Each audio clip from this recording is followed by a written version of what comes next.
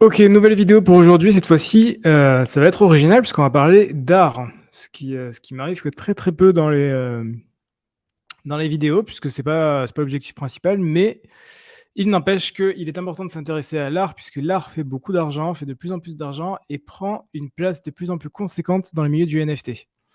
On voit qu'au fur et à mesure des mois, puisque bon, année c'est peut-être un peu beaucoup, on voit qu'au fur et à mesure des mois, il y a de plus en plus d'artistes qui sont là, qui commencent à monter, qui sont intéressants. Il y a beaucoup plus de gens qui sont là pour acheter de l'art, ce qui n'était pas le cas avant.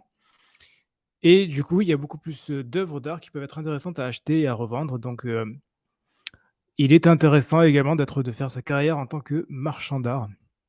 C'est pourquoi aujourd'hui, on va faire une petite mise en avant des œuvres et des œuvres particulières. On va parler uniquement de l'art dynamique. Alors, qu'est-ce que l'art dynamique? Ben, c'est extrêmement simple. Quand vous parlez aux gens avec les NFT, vous leur dites: «Oui, voilà, c'est des NFT». Quelle est leur première réaction? Leur première réaction, c'est de dire: «Ah ben, j'ai juste à faire clic droit, enregistrer sous». Ce qui est une remarque à la con, mais qui est quand même un minimum légitime. Effectivement, il va faire clic droit, enregistrer sous et avoir la même, c'est vrai. OK et il pourrait avoir le tableau et ce serait pareil et ce serait la même chose et pourquoi un NFT plutôt qu'un tableau physique? Bah, voilà, vous vous retrouvez comme un con et à chaque fois, il y a toujours la même discussion. Dans le fond, c'est pas l'essentiel puisqu'on est là pour l'argent, mais il n'empêche que ça peut faire bien en société si vous êtes, un vrai marchand d'art de pouvoir expliquer tout ça et notamment, via ces NFT dynamiques. Alors on va prendre plusieurs exemples, on va parler de 4, ouais, on va en parler de 4 NFT spécifiques. On va parler de la collection OG Crystals que vous avez devant les yeux. On va parler de Burner, on va parler de Eternal Harmony et on va parler de Gazers. On va commencer par la moins chère des 4. On va commencer par, OG Crystals, ce qui veut dire Organic Rough Crystal Reef. C'est sorti il y a un petit moment ça, c'est sorti en décembre 2021 et donc on est sur des NFT dynamiques. Donc comme vous pouvez le voir sur, OpenSea, 10 031 NFT. Voilà, ce sont des NFT, des images de bijoux, des cailloux, interprétez-le comme vous voulez. Dans tous les cas, ce sont des rochers, je sais pas comment vous dites ça. Voilà, imaginons, on clique dessus et on voit que, il y a plusieurs choses qui sont intéressantes. On voit qu'il y a marqué Gen 1 of 1, donc génération 1 sur 1 et c'est à peu près tout. Voilà, green, spiky. OK. On peut remarquer qu'il y en a qui sont morts ici, dead, 1, 2, 3, 4, 5, 6, 7.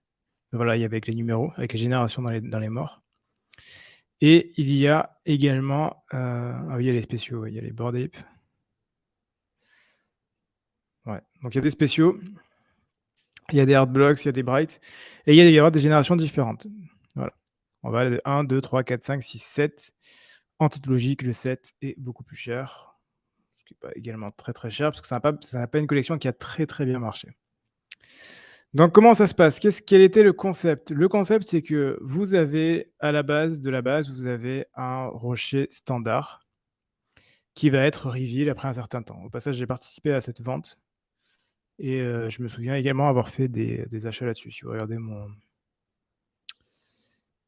regardez mon, flip.watch, vous pouvez voir que, bah, j'en fais partie. Bon, je sais pas si c'est intéressant de montrer ça, mais bon, peut-être pas aller jusque-là. Sinon je vais aller sur OpenSea, ça ira plus vite. Bon, c'est pas grave. Bon, dans tous les cas, j'ai participé à cette vente-là, donc j'ai vu un peu comment ça s'est passé. Donc dans l'idée, qu'est-ce qui se passe? Vous recevez votre, rocher et ensuite, si vous le vendez au-dessus, du prix du floor, donc au-dessus du prix du floor, il va passer génération 1 et il va évoluer. Si vous le revendez une deuxième fois au-dessus du floor, il va passer génération 2 et il va évoluer et ainsi de suite et ainsi de suite et ainsi de suite jusqu'à la génération 7. Ce qui veut dire quoi? Ce qui veut dire que le NFT va changer d'image, va changer d'art avec, des éléments extérieurs, ce qui n'est absolument pas possible pour, une œuvre d'art classique ou pour n'importe quel autre médium et donc du coup, ça justifie complètement l'existence du médium NFT là-dedans puisque, bah, du coup, vu que ça évolue dans le temps, c'est complètement intéressant d'avoir quelque chose comme ça. En l'occurrence, personnellement, j'avais mal compris le concept. Je m'étais fait 50 échanges entre mes wallets.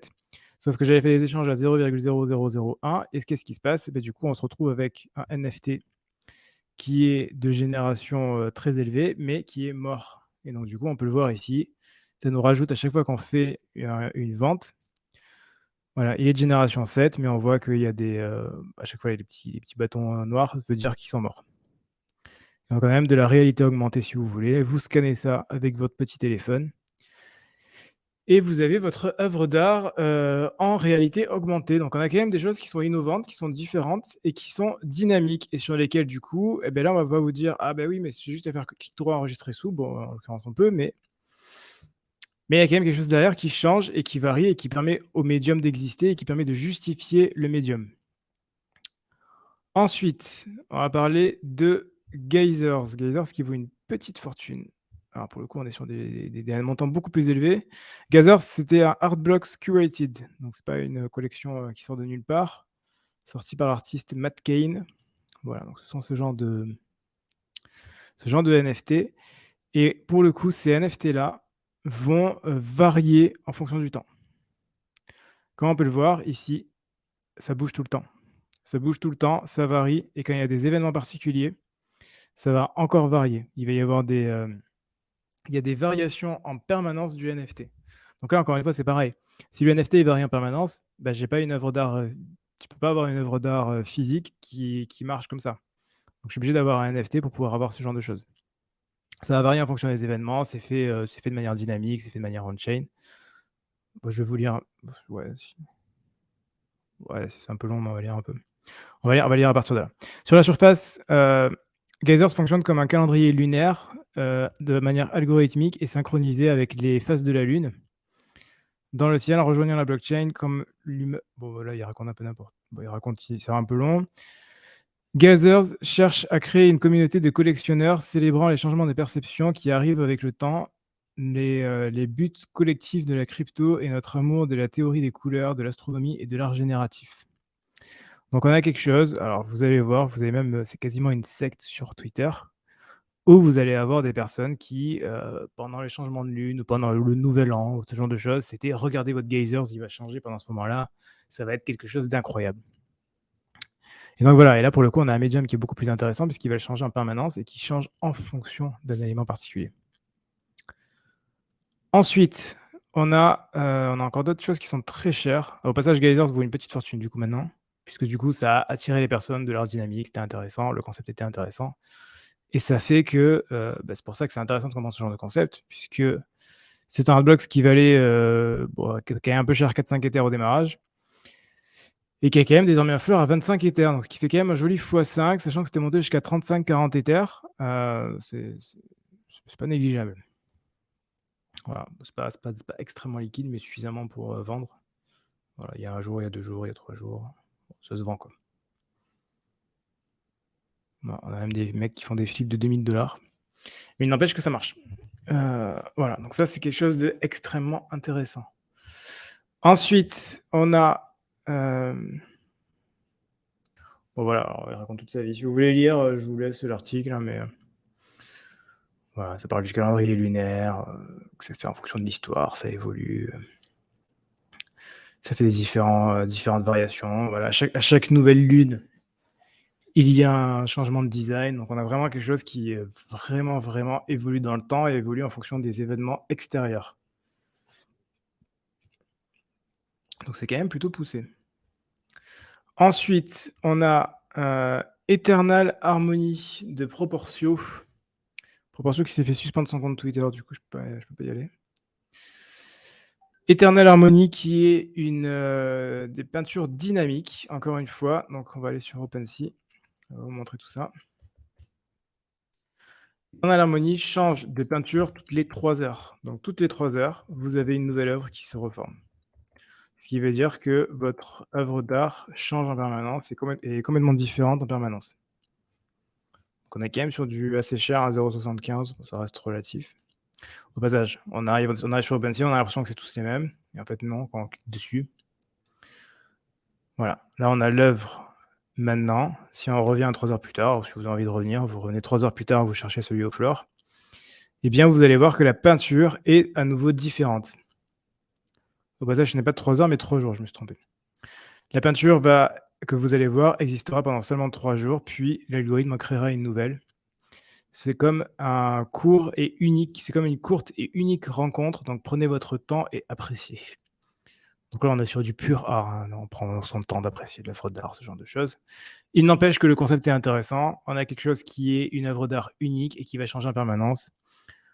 C'est c'est tout à fait une œuvre de musée, quelque chose comme ça qui marcherait bien et où on a et sur lequel le médium NFT est complètement justifié encore une fois puisque du coup, si vous faites clic droit enregistrer sous, dans ces cas-là, il faudrait faire clic droit enregistrer sous tous les 3 jours. Ce qui est, d'un coup beaucoup plus délicat. Et enfin, peut-être le plus complexe de tous, on a Burner de Crash Blossom. Donc cette personne-là.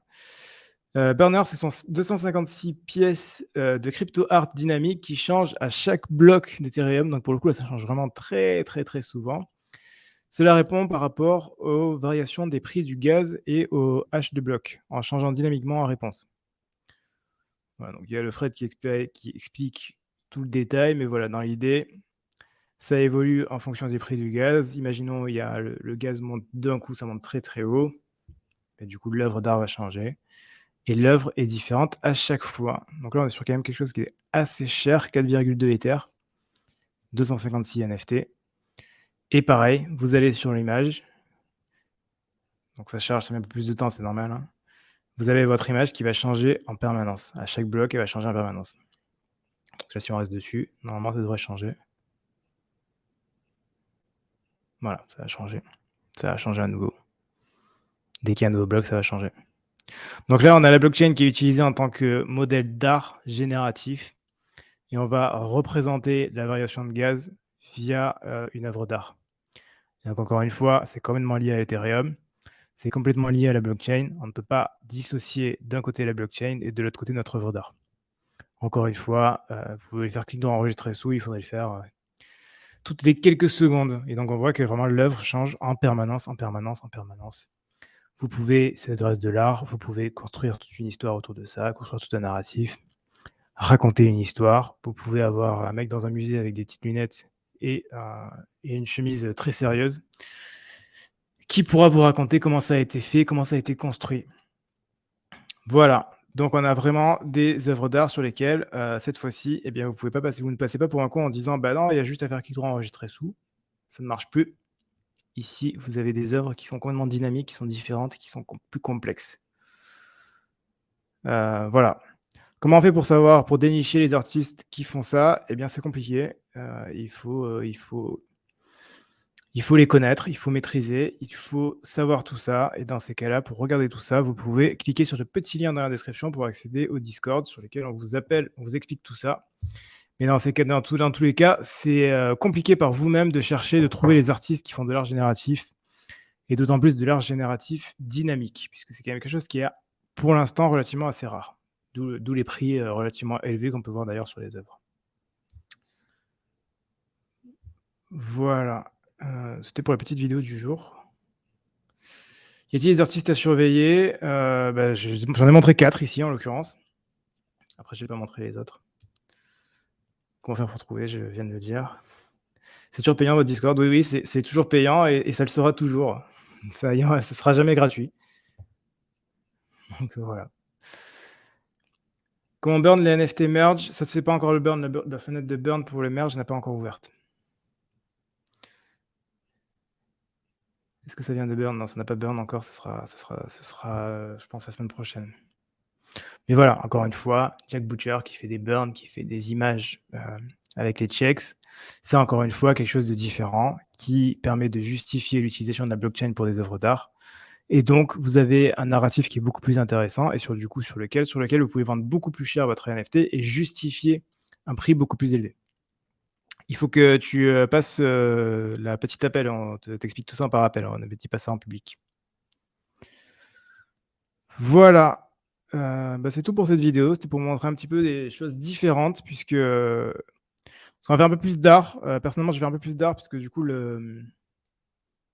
l'art, ça rapporte bien, ça marche bien. C'est un peu plus long, il y a quelques contraintes, mais c'est quand même intéressant. Donc voilà, c'était tout pour cette vidéo, petite présentation d'art. On se retrouve dès demain pour une prochaine vidéo. D'ici là, portez-vous bien, faites de l'argent et à la prochaine.